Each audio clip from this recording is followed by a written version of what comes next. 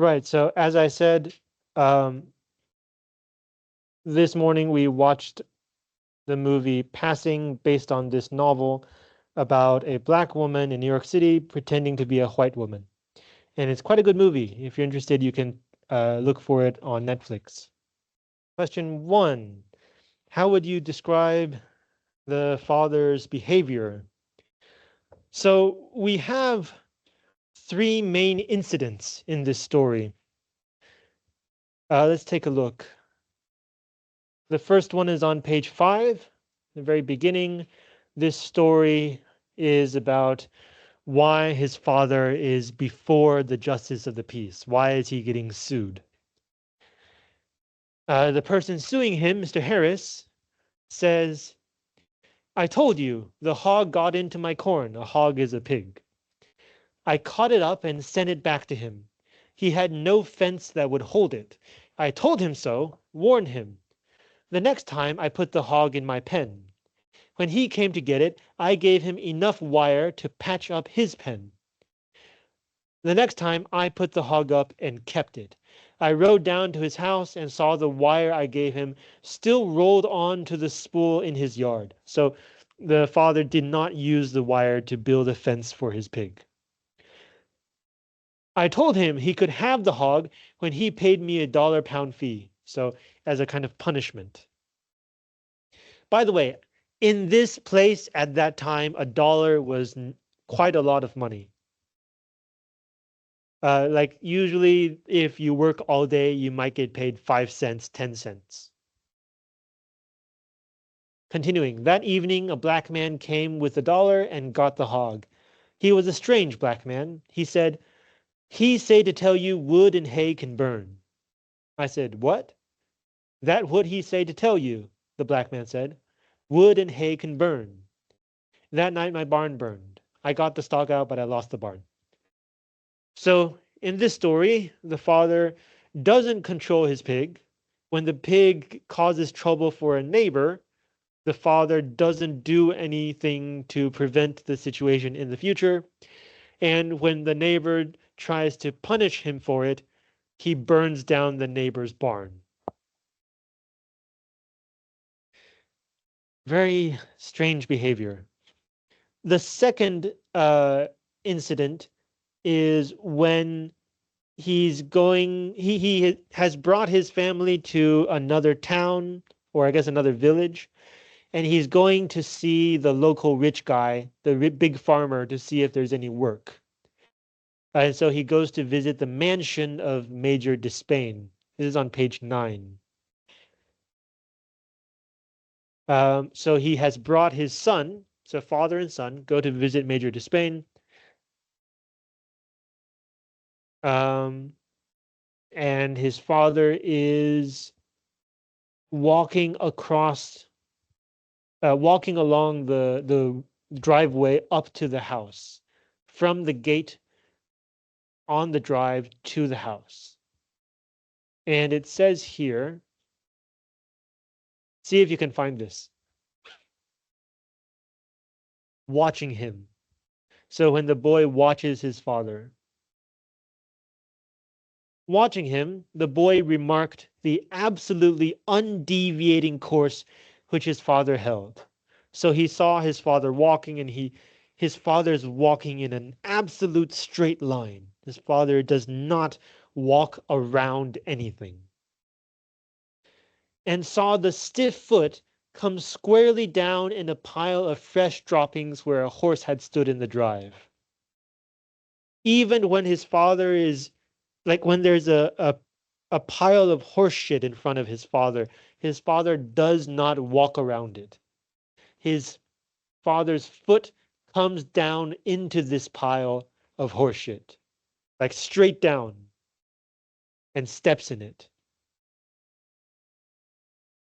And which his father could have avoided by a simple change of stride.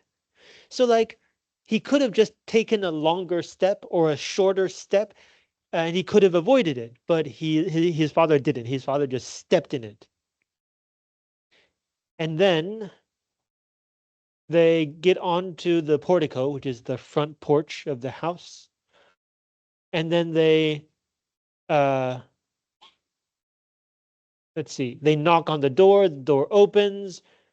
The black, I guess, housekeeper tells him, "Wipe your foots, white man, before you come in here," which means wipe your feet, white man, before you come in. And then his father says, "Get out of my way, black man." And but he doesn't say it angrily, without heat. It's just a very natural, like, get out of my way. And he walks directly in, and the boy saw the prints of the stiff foot on the door jamb and saw them appear on the pale rug behind the machine-like deliberation of the foot. So he saw his father leaving traces of horse shit on the, I think it's a white rug. Pale means white. So that's the second situation. And then the third situation is uh, when Major Despain sends the rug over to his father and says, "You have to clean it."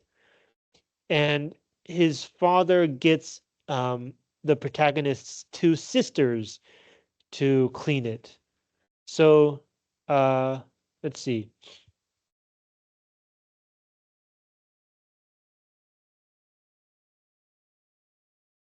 2 hours later, the boy is chopping wood behind the house. So now they're back home.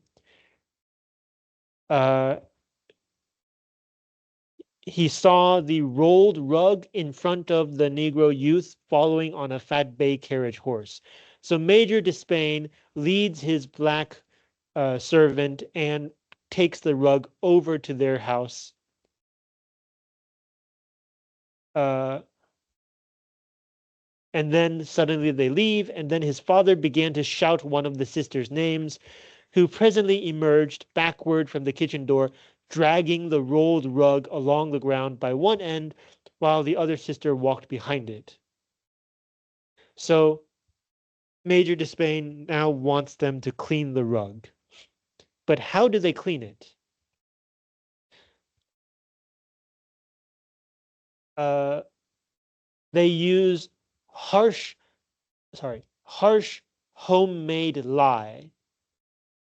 So lye is a very primitive kind of soap, but here it's very rough soap. And uh, after cleaning it, the tracks of his father's foot were gone. Where they had been were now long, water cloudy scoriations resembling the sporadic course of a Lilliputian mowing machine.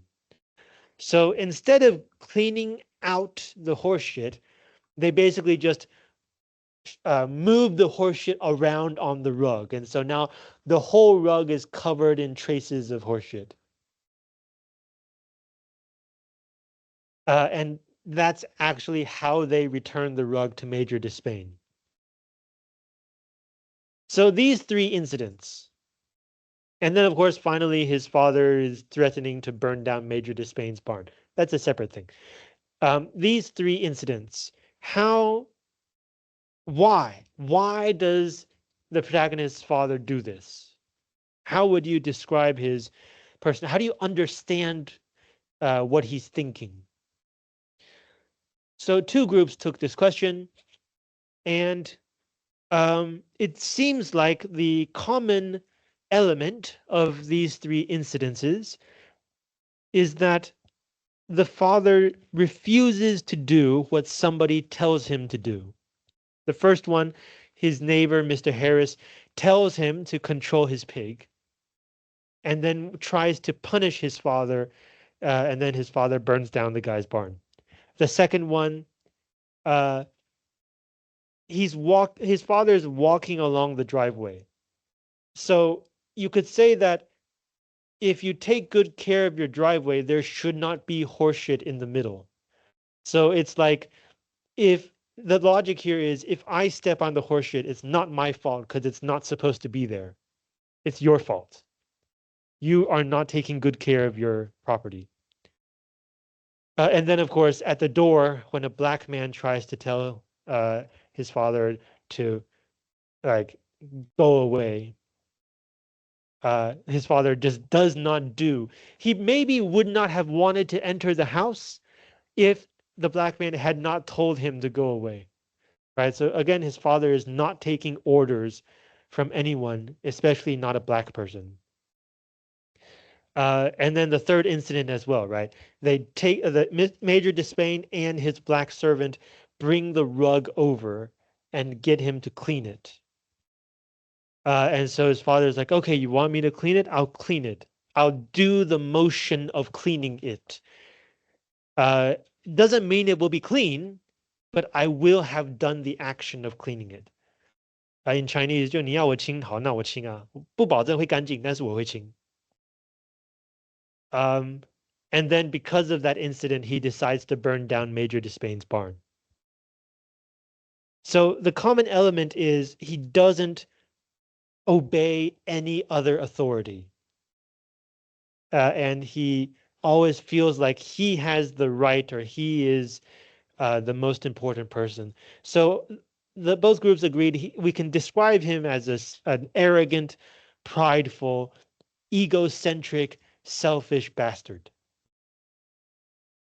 Now, there's also one more part of the story that can help us understand him. Page 17, after the boy runs away, he's thinking back about his father. Here. So he has run away. His adrenaline is now dropping. He's thinking back. He heard the gunshots, so he knows his father's probably dead. Father, he thinks. My father, he thought. He was brave, he cried suddenly. Cry means shout. Aloud, but not loud, no more than a whisper. He was. He was in the war. He was in Colonel Sartorius's cavalry. Cavalry here is short for cavalry, which means on horseback. 骑兵, or I guess 骑兵. 教育部改发音的. So he's thinking, well, my father fought in the war. He's not an entirely bad person, right? He once fought for what he believed in. And then the story tells us, not knowing, so the young boy did not know that his father had gone to that war, a private in the fine old European sense, wearing no uniform, admitting the authority of and giving fidelity to no man or army or flag. So his father did fight in the war, but he didn't wear a uniform. He did not admit any authority. He did not give faith or follow any authority. No man, no army, no flag. He was literally private. In an army, private is the lowest class soldier, 大头兵. But here it's saying the literal meaning of private, which is fighting for himself. Going to war as Malbrook himself did for booty. Booty means treasure. What he could steal as a soldier. It meant nothing and less than nothing to him if it were enemy booty or his own. So he went to fight in the Civil War so he could steal things. It doesn't matter if he was stealing from the enemy or stealing from his own side. He doesn't care. He's fighting for himself.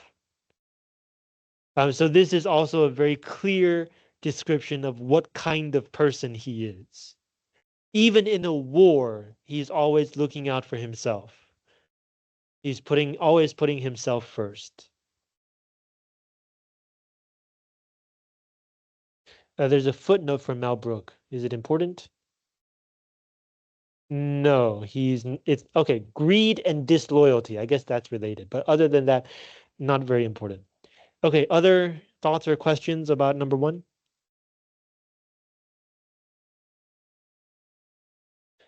Okay, let's move on to number two. Why does the story use vernacular spelling? One group took this question. And this group said it's so that the story feels more authentic to the background. This is how these people actually talked. And that's true. But there's a slight difference between using dialect words and grammar and using dialect spelling. If it's simply different words or different grammar, we can still recognize the words. We can still figure out the grammar. But if it's a different way of spelling, then the words themselves can sometimes be confusing. The only way to understand it is to read it out loud, either literally out loud or read it out loud in your mind. And you have to listen to the words. So here, when the two sisters are cleaning the rug, one sister says, "If I thought enough of a rug to have to get hit all the way from France, I wouldn't keep hit where folks coming in would have to tromp on hit." Once you have the context, it should be pretty obvious. This is get, this is it, and this is trample. Trample means to step on. So why does the author spell these words differently? Why is it so important that we hear how these characters talk? And this group says maybe it's because knowing that they talk differently is one thing, but hearing them talk differently feels much more direct, much more powerful. You don't have to think about um, what would it sound like. You just have to read the letters and it sounds exactly like how they talk. And it puts you more directly into the story. It helps you better understand what kind of people they are, what kind of values they have, how they think, how they interact with other people, all these kinds of ideas. And I think that's true. There's also another very subtle clue. I don't know if you've noticed this. Some characters speak correctly or using standard English. For example, the justice of the peace. Look at what he says. "Talk louder. Colonel Sartoris? I reckon anybody named for Colonel Sartoris in this country can't help but tell the truth, can they?" And then later here, "Do you want me to question this boy?" And then later, "This case is closed. I can't find against you, Snopes, but I can give you advice. Leave this country and don't come back to it." Country here means area. So the other characters often say kin, K-I-N, but this justice says can very properly. So in fact, when it's possible for some characters' words to be spelled and pronounced differently, then when a character says things properly, that also tells you something about their background. This person became the justice of the peace because he has some kind of local authority, which means he's probably rich, which means he's probably better educated. And so the way that he speaks also is presented, is reflective of his background and what kind of person he is. And then, of course, you also have the way the black people speak. We just saw one here, right? In the first story, the black person says, "That what he say to tell you, wood and hay can burn." So you have what say instead of says, and then kin for can. And that tells you that in this society, black people were usually less well educated and had fewer resources, less money than white people. So this is information that we can get directly from the fact that some words are spelled differently. Do you have other thoughts on question 2? Okay, question 3. Why does the author sometimes use long, ungrammatical sentences? One group took this question. In fact, we already saw one of these sentences last week, right? At the beginning of the story. This is one sentence. If I'm, oh, sorry, no, here, up to here. This is one sentence. And then this is one sentence. These are long sentences. So what's going on in this sentence? If you remember from last week, the boy is smelling things. He is imagining the taste of food.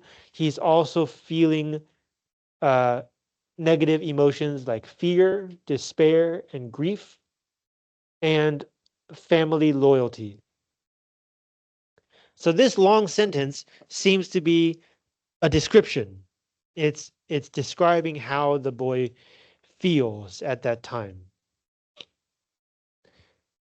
If we go near the end of the story, I think it's page 16, we have another really long sentence, 16 to 17. So this is uh, after the boy has warned Major Despain that his father is going to burn down his barn. And Despain says, catch him. But the boy manages to get away. And Despain is now chasing him. My horse, fetch my horse. So the boy knows that somebody will come chasing him. So he ran on down the drive, like from the house, right? And then he gets back to the main road. And then here we have the really, really long sentence. He could not hear either. So uh, it's saying he could not see the road that he's running on. He could not hear because his blood and breath were roaring in his ears. So it's adrenaline, 肾上腺素, and it's heavy breathing. So he can't see where he's running. He can't hear what's going on. He could not hear either. The galloping mare, a mare is a female horse, was almost upon him, so it's almost reached him before he heard her. And even then, he held his course. He continued in the same direction, as if the very urgency of his wild grief and need must in a moment more find him wings. So he keeps running as if he just keeps running, he will grow wings and he can fly away. Waiting until the ultimate instant. Ultimate means final, the last. Waiting until the ultimate instant to hurl himself aside. Hurl means to throw. So basically to jump aside and into the weed-choked roadside ditch as the horse thundered past and on. On means continue. For an instant in furious silhouette against the stars. Silhouette is the dark shape of something. In Chinese, we call this 剪影. The tranquil early summer night sky, which even before the shape of the horse and rider vanished, stained abruptly and violently upward. So it's like if you look at the sky, it continues all the way up. A long swirling roar, incredible and soundless. Now we're describing the night sky. Using the same word, roar, which is very interesting. Blotting the stars, so the stars are very blurry because he's still moving, right? And he's springing up and into the road again, running again, knowing it was too late, yet still running even after he heard the shot, the gunshot. And an instant later, two shots, pausing now without knowing he had ceased to run. So he stops without knowing it, crying, Pap, Pap, running again before he knew he had begun to run, stumbling, tripping over something, and scrabbling up again without ceasing to run, looking backward over his shoulder at the glare. So this is I guess it's the stars of the moon as he got up, running on among the invisible trees. Invisible because he can't see them. right? He's not looking around himself. Among the invisible trees, panting, sobbing, Father, Father. That's one sentence. Starting here, it's one long sentence. So what's going on in this sentence? He's running on the road. Uh, Major Despain's horse comes up behind him. He dodges the horse. He gets back on the road. He keeps running. He doesn't pay attention to the sky, doesn't pay attention to the stars. He's shouting for his father. He hears the gunshots. He knows that it's too late, but he keeps running anyway. He's crying, he's sobbing, he's panting for breath, and he keeps running. So, is there something connecting these two long sentences? Why are these two sentences so long? And after some discussion, the group that chose this question noticed that for both sentences, you can think of them as you can think of each of them as one long moment. The first one is the moment that the boy is stuck in that store, feeling all of the smells and tastes and his emotions. And in the second sentence, he keeps running as a kind of instinct, right? He doesn't know he's running. He doesn't know he stops. He doesn't know he continues. He doesn't pay attention to anything around him. He's focused on one thing, which is trying to get to his father to prevent him from burning the barn and also to save him. Even when he hears the gunshots and realizes it's too late, he keeps running. He's still stuck in that moment. It's one long moment. It's one long thought. In English, this kind of writing style is called stream of consciousness, 意识流. The character's consciousness is like a river flowing out onto the page continuously, without stopping, without pausing. This is the opposite of what we saw in To Build a Fire, right? In To Build a Fire, the sentences were all very short. The pace was very fast. It's one thing, then the next thing, then the next thing. And because things are happening so quickly, it feels exciting. It feels like the story is moving very fast. Here, many things happen in this long sentence, right? He even avoids a horse, which is a big event. But it feels like one long moment. And if there is any excitement here, it is the excitement of the language, the excitement that this sentence just keeps on going and it gives us more and more information and it drags us along as it continues. It's a different kind of excitement. It's when we read, usually we only stop to think about what we have read when we reach the end of a sentence. Here, by making us wait for that end, we collect more and more information, more and more feelings, and only when we reach the end of the sentence do we have the chance to go back and try to make all of it make sense. So in fact, this writing style puts us in the moment, in that really long moment. We see and experience what the character sees and experiences at the same time. Now, there are many different ways to write stream of consciousness. This is simply Faulkner's way of doing it. Other authors will maybe follow a train of thought, thinking about A and then about B and then about C and then about Q and then about alpha, and just follow that thought to keep going. But here we're following the moment, the situation. Okay, other thoughts on this question? So the question says that the sentences are sometimes ungrammatical, and that's true. You can't write that long a sentence without breaking a few rules. But it's not obviously ungrammatical. It's very natural sounding language. And that adds to the impression that we are sensing and thinking exactly what the character is sensing and thinking.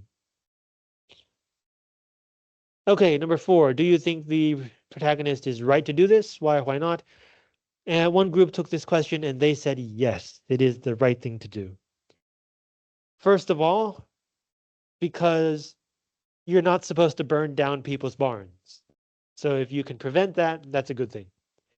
Secondly, because the protagonist's father was wrong. He was wrong to ruin the guy's carpet or rug.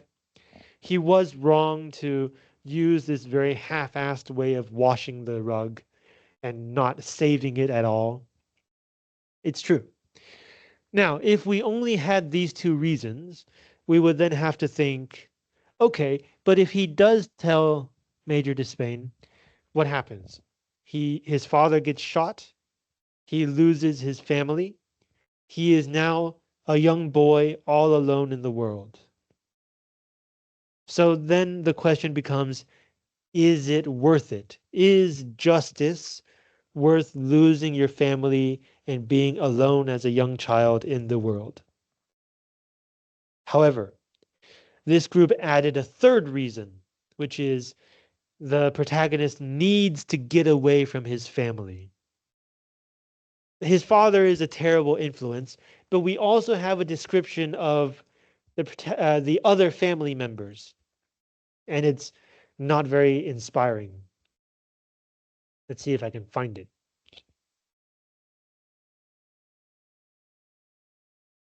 I think it's maybe near the end.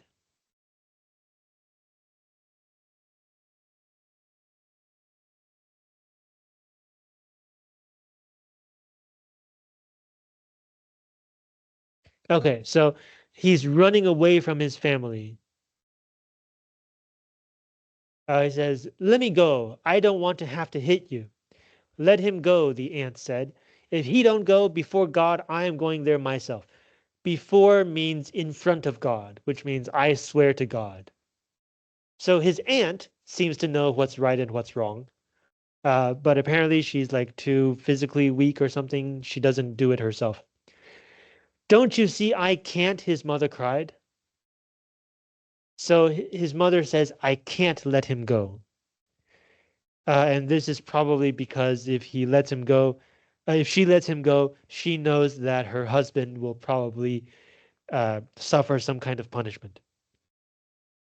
"Sorry," started the young boy. "Sorry, no, no, help me, Lizzie." Then he was free. His aunt grasped at him, but it was too late. He whirled, which means he spun, 旋转. Running, his mother stumbled forward onto her knees behind him, crying to the nearer sister, "Catch him, Ned, catch him." But that was too late too. The sisters were twins, born at the same time, yet either of them now gave the impression of being encompassing as much living meat and volume and weight as any other two of the family. Okay, this is kind of funny. This sentence says that basically every member of that family looks exactly the same. They are all made up of exactly the same amount of flesh. They have the same shape, which is volume, and they have the same weight. So even physically, it's hard to separate these family members one from another. Where were we? The sister, not yet having begun to rise from the chair, her head, face, alone merely turned. So even while all of this is going on, this sister's reaction is so slow. She only had enough time to turn her head.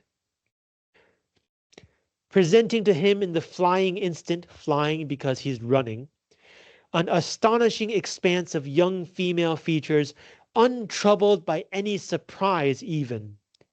So when she turns her head and he sees his sister's face, it was incredibly calm, not even surprise. Expanse means it's very big. It's like it's a very big flat face, no emotions.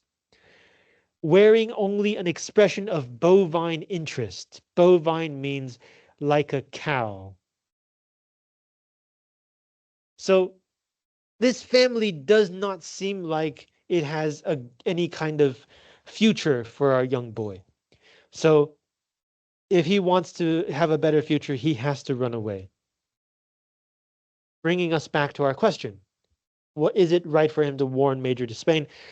So if it's just for justice, we can talk about it. It's a very abstract issue, but it's also for himself. It's a very personal reason.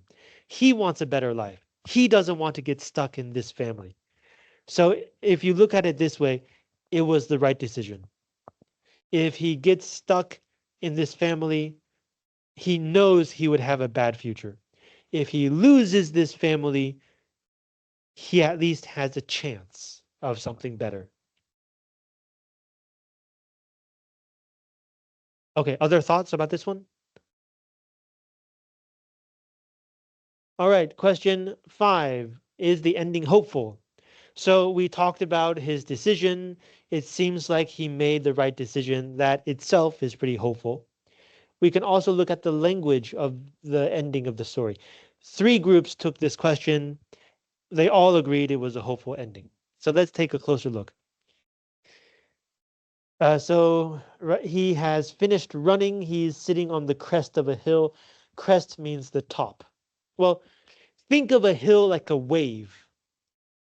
It's not just like a smooth shape, right? Sometimes there's a piece that's falling out. There's like a cliff or something. So he's sitting at the top near the edge of this hill at midnight. Midnight, very symbolic and mysterious time. Midnight is the transition between yesterday and today, or between today and tomorrow, between 2 days. So it's a moment symbolizing change. Uh, the crest of a hill. Crest can also mean the beginning. So it's like in terms of the time, it's a moment of change. In terms of the place, it's a moment of a new beginning. He did not know it was midnight, and he did not know how far he had come. But there was no glare behind him now. Ah, okay. So the glare maybe was like a torch, 火把 or something. So now he's not being chased. So he sits down and then he's thinking about what just happened. He's defending his father to himself. The story tells us, no, his father was not a good man. Then we get the last paragraph. The slow constellations wheeled on. Constellation is an organization of stars, 星座. Wheel on because the earth is turning like a wheel. So this is saying the sky kept moving. Time kept passing. Life went on. It would be dawn and then sun up after a while. That's good, right? The sun is a symbol of hope. And he would be hungry. That's not good. But that would be tomorrow. Okay, so there are some problems, but he doesn't have to deal with them now. He can leave that for tomorrow. And now he was only cold. Not good. And walking would cure that. So if he's cold, he just has to keep walking and he will warm back up. So this is a problem, but it's a very solvable problem. His breathing was easier now. Good. And he decided to get up and go on. Also good, right? To get a new beginning. And then he found that he had been asleep because he knew it was almost dawn, the night almost over. This is interesting. He sleeps very well, very easily falls asleep. No problem here. He gets his rest. The night almost over, he could tell that from the whippoorwills, the kind of small early morning bugs. Are they fireflies? I can't remember. They were everywhere now among the dark trees below him, constant and inflectioned and ceaseless, so that as the instant for giving over to the day birds drew nearer and nearer, there was no interval at all between them. He got up. He was a little stiff, but walking would cure that too. Okay, so here's another problem that can be easily solved, as it would the cold. And soon there would be the sun. He went on down the hill toward the dark woods. Okay, the dark woods is usually not a good symbol. Danger, unknown. Within which the liquid silver voices of the birds called unceasing. Okay, birdsong. Birdsong is usually a good symbol. So even these dark woods are filled with hope. The rapid and urgent beating of the urgent inquiring heart.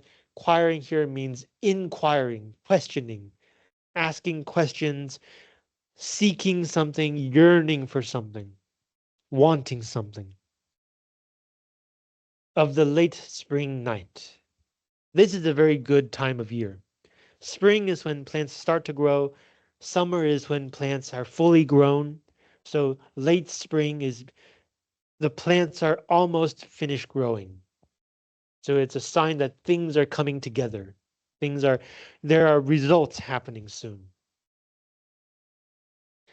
And then finally, this last sentence is very hopeful. He did not look back. So the past is behind him. He's now focused on the future. So yeah, it does seem like the ending of this story is quite hopeful. It's not perfect. There are some problems, but they can be dealt with or dealt with later. Thoughts about barn burning? Okay, and then we have one more story.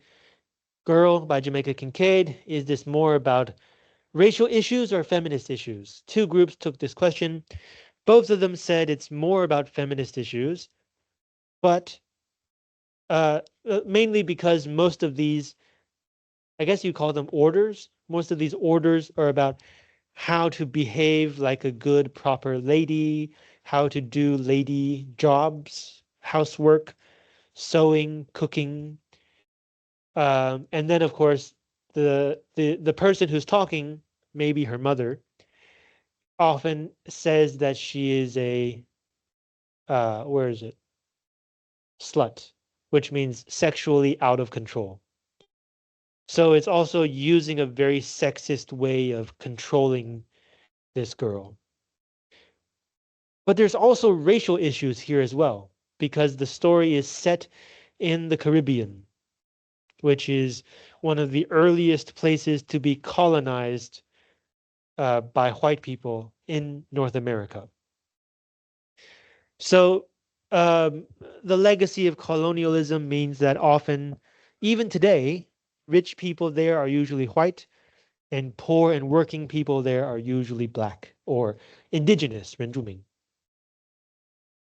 So when you see power imbalance, so like this is how you smile to someone you don't like too much, this is how you smile to someone you don't like at all. Why would you have to smile at somebody you don't like at all? Usually because they are a powerful person and you have to interact with them. And so in the Caribbean, this is probably a white person, maybe even your boss if you are a housekeeper. This is how you set a table for tea. I'm pretty sure this young girl's family does not sit down for tea. That's more of a higher class or middle class activity. So in that society, middle class, higher class people are probably white. And then we have a very strange one. This is how to spit up in the air if you feel like it, and this is how to move quick so that it doesn't fall on you. Why would you do that? So maybe, in fact, this is a metaphor. Like, this is how you do something, and this is how you avoid being punished for it. Now, I'm pretty sure that the older woman is not telling the girl to be a criminal. I'm pretty sure she's saying if you have to do something that is not allowed, this is how you can do it and not get punished. Now, why would some things that she has to do not be allowed? Maybe because the rules and laws are not written for a black woman like herself. Maybe they are mostly written for white people. So even though most of these are about feminist issues, racial issues are also to be found in this story if you know where to look. And this is a good training, right? Not every act of racism is somebody calling somebody else the N-word. There are many kinds of behavior that make assumptions about other people based on their race or background that could also be offensive. And that's something that's always worth paying attention to. And also the fact that in this story, racial issues and feminist issues are so connected, right? How do you set a table for tea? I'm pretty sure you would not teach a black man how to do this. This is a job for, stereotypically speaking, this is a job for women. So the fact that racial and sexual issues, gender issues, are often connected tells you that in real life, it is often not able to be separated, that you have to deal with both kinds of issues at the same time. Okay, do you have thoughts on Girl, this story? Okay, while I'm not here, the lesson that I would have taught is on Moodle. So if you're interested, you can read 5 poems, I think 4 or 5 poems, and then here are the discussion questions. And then here is a link to the YouTube recording of my lecture from last year. It's the lecture is not exactly the same. The discussion questions are a little different from last year, but they are very similar. We are going to talk about a novella, 中篇小说. It's like 30 something page, 35 pages. We're going to be reading Sonny's Blues by James Baldwin. 我刚刚不应该关的. Yeah, I shouldn't have closed this. James Baldwin is one of the most famous black writers about racial issues. His essays are incredibly famous. His stories are incredibly famous. His plays are also quite famous. Not as famous, but still quite famous.